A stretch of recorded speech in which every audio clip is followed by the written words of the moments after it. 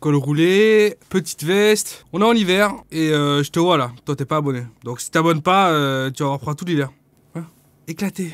La télé, ça fait très longtemps qu'elle existe. Et bien évidemment, avec autant de chaînes, autant de pays qui diffusent et autant d'émissions, forcément, à un moment donné, il y allait avoir des trucs de filmés ou en direct qui étaient complètement what the fuck. Et aujourd'hui, on va parler de plusieurs cas qui sont déroulés en direct à la télé et qui parfois sont même pire qu'incroyables, juste carrément flippants en fait. Alors tout ce que je vais vous montrer est véridique, il n'y a aucun fake si jamais les gens se posent la question. On est plus ou moins en 1980, match de baseball très attendu, c'est directement retransmis à la télévision, on est en live, direct, et pour une raison totalement inconnue, d'un seul coup, il se passe ça en fait. Allowing Jose Canseco to score, and he fails to get Dave Parker at second base, so the Oakland A's take.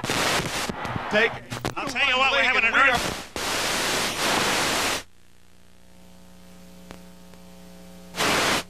Le pire, c'est qu'après quelques secondes, on a le son qui revient sans avoir l'image, et on entend juste tout simplement tout le monde crier. On entend toute la foule qui est en train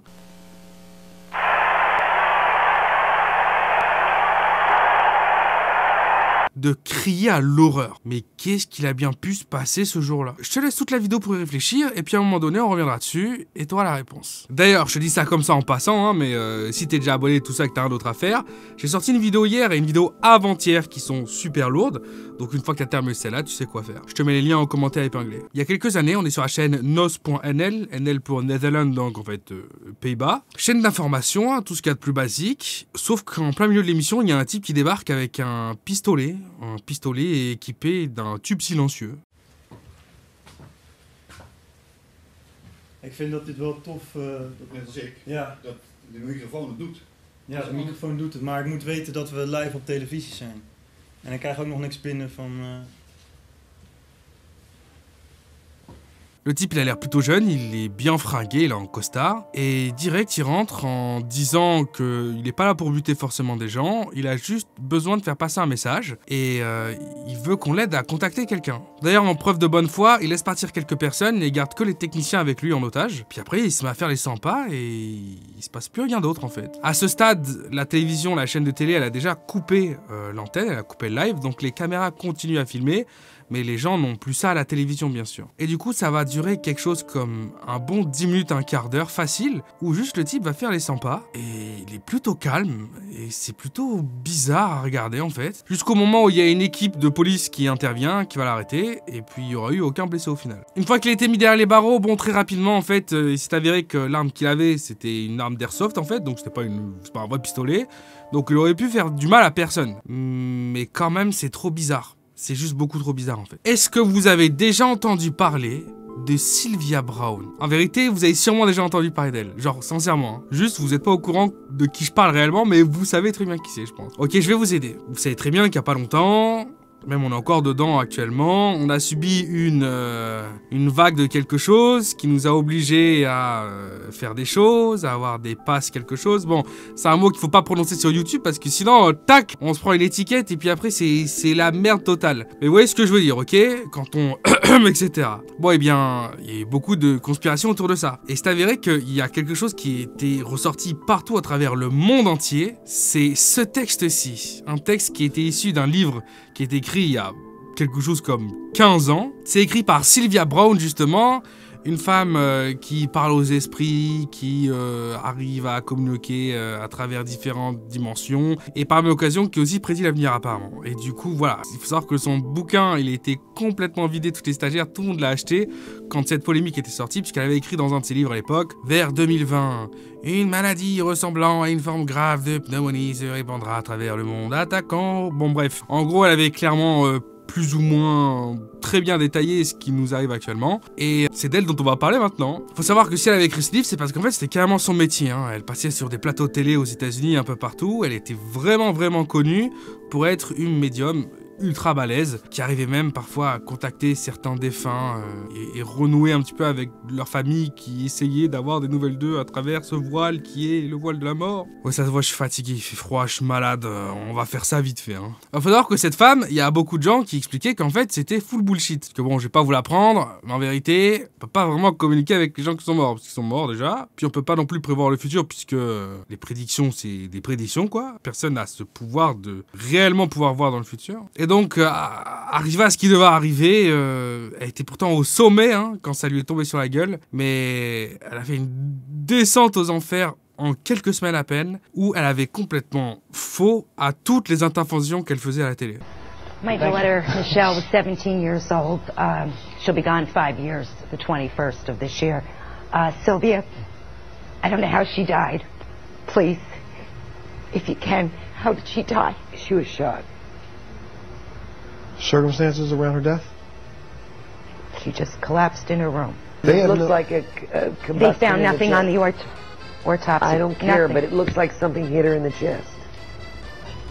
They did an autopsy, they did drug, they do whatever Everything. they do. It's just she was a healthy child and She was in her. just fell out in her room. I lost my boyfriend tragically a few years ago. They never found him.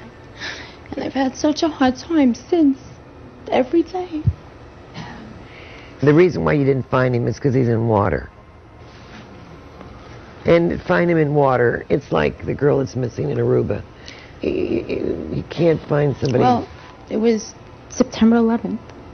There was no... He was a fireman. Et l'histoire qu'il a plus ou moins vraiment achevé pour le coup, à l'époque, c'est qu'après avoir enchaîné autant de fails, et je vous en ai montré que 2 sur des tonnes, hein, eh bien, elle continuait à faire quand même des conférences payantes où les gens payaient des tickets pour participer et avoir peut-être le droit de passer à travers elle pour communiquer avec des défunts. Et donc à un moment donné dans cette conférence payante, il y a une des fans de cette médium qui lui demande ce qu'elle doit faire, puisqu'en fait elle a un fils qui est apparemment mourant, il lui reste que quelques semaines à vivre. Son fils en fait il a envie de rentrer à la maison, il a envie de s'éteindre chez lui plutôt que s'éteindre à l'hôpital. Et sa mère, elle lui dit, même les docteurs disent qu'il va bientôt décéder. Est-ce que vous pensez, médium, au grand médium, est-ce que vous pensez que je devrais l'amener à la maison ou bien alors il va être miraculeusement guéri et je devrais le laisser à l'hôpital. Et cette médium, elle lui dit, mais non, ton fils, il va être soigné sans aucun problème.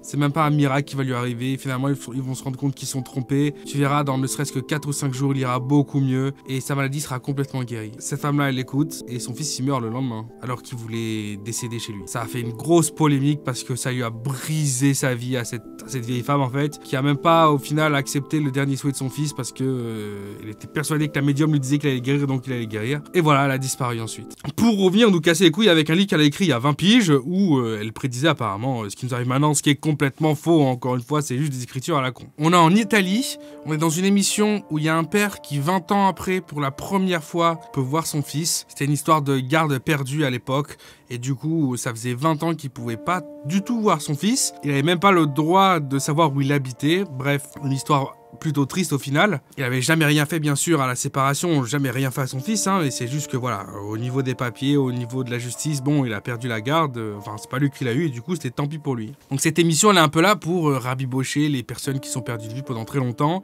C'est censé être une émission qui est plutôt joyeuse, même si elle doit sûrement donner les larmes aux yeux aux personnes un peu plus sensibles. Et il se passe un truc que personne, mais alors personne pouvait imaginer. È veramente la morte civile. Questa è benzina. No, io mi do fuoco, no, se voi, se lei non legge questa cosa.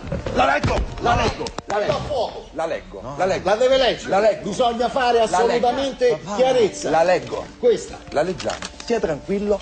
Non faccia cose di questo tipo. Stia tranquillo, stia tranquillissimo. Deve leggere questa cosa. Stia tranquillo. La leggiamo. Questa. Mi dica di cosa si tratta. Bisogna assolutamente fare chiarezza. Mi dica di cosa si tratta, la legga lei. Ma sia tranquillo. Mi dica di cosa si tratta. Bisogna assolutamente. Benissimo, allora scusate. Assolutamente leggere questa cosa. Scusate. Non fare questa.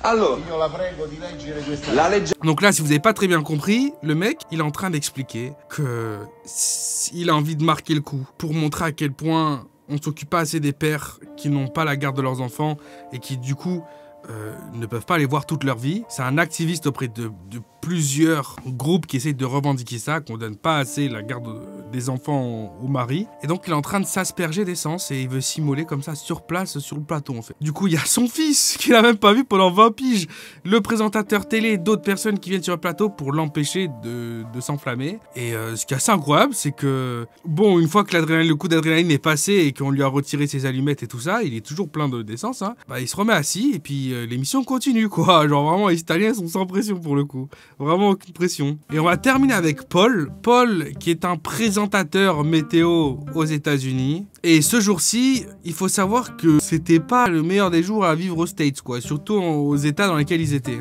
Le mec est littéralement en train de voir en direct une prédiction. C'était une chaîne météo, hein, donc. Et en direct, il est en train de voir ce qui se passe, c'est-à-dire qu'il y a une énorme tempête ainsi que des tornades qui sont en train de débarquer littéralement dans la ville où il est, le comté où il est, et donc forcément ça craint parce qu'il n'y a pas encore eu d'alerte de tornade, ni d'ouragan, ni de rien du tout. Et du coup ce journaliste, il se rend compte à quel point c'est la merde, puisqu'il n'y a personne qui est prévenu dans la ville. Du coup il se dit, le seul moyen pour les habitants de savoir ce qui va leur tomber sur la gueule dans 15 minutes, c'est que je continue mon émission alors que il voit bien qu'il y a une tornade qui débarque dans les bâtiments où il est, hein, c'est-à-dire elle va arriver pile dans sa ville, vraiment là où il est. Et ben il prend ses couilles à deux mains, il y a tout le monde dans le bâtiment, littéralement tout le monde, hein, qui se barre, et lui il va continuer avec un autre météorologue qui est à côté de lui, ainsi que la personne qui s'occupe de diffuser l'émission, et il va rester sur place tant qu'il n'y a pas d'alerte météo pour qu'avec un peu de chance, il y ait des gens qui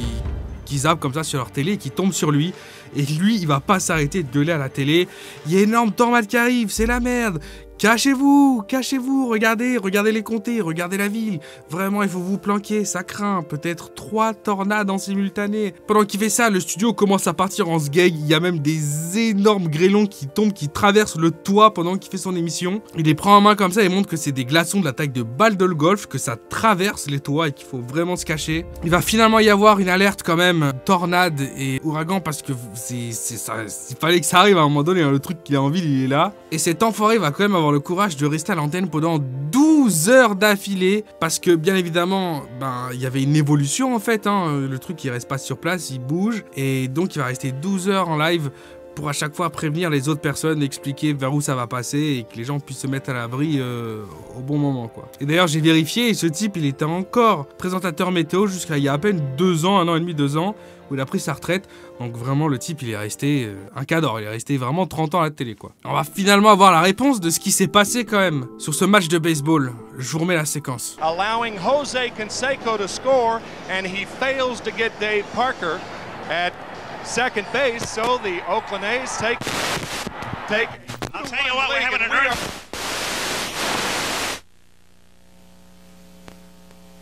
Et bien en fait, si on tend un petit peu l'oreille, on entend qu'à un moment donné, il y a une des phrases qui est coupée avant le bug bizarre, qui dit Earth, Earth, Earth. Bon, en gros, Earth, qui veut dire terre en anglais, et en l'occurrence là c'était le début de Earthquake, qui est en fait tremblement de terre. Et donc c'est exactement ce qui s'est passé en fait. Il y a eu d'un seul coup, ça a pété, un énorme tremblement de terre qui a fait bugger toutes les caméras, tous les micros bien sûr, et les gens qu'on entendait crier, en fait voilà quoi, ils sont mangés un tremblement de terre, que c'était tous sur des tribunes. J'espère que cette vidéo t'aura plu, en tout cas tu t'es amusé, voilà, passé le temps quoi. Si c'est le cas, tu lâches ton meilleur abonnement, t'appuies sur la cloche, c'est super important, et tu me laisses un commentaire. Je sors une autre vidéo demain ou max après-demain. C'était Théo. Peace out.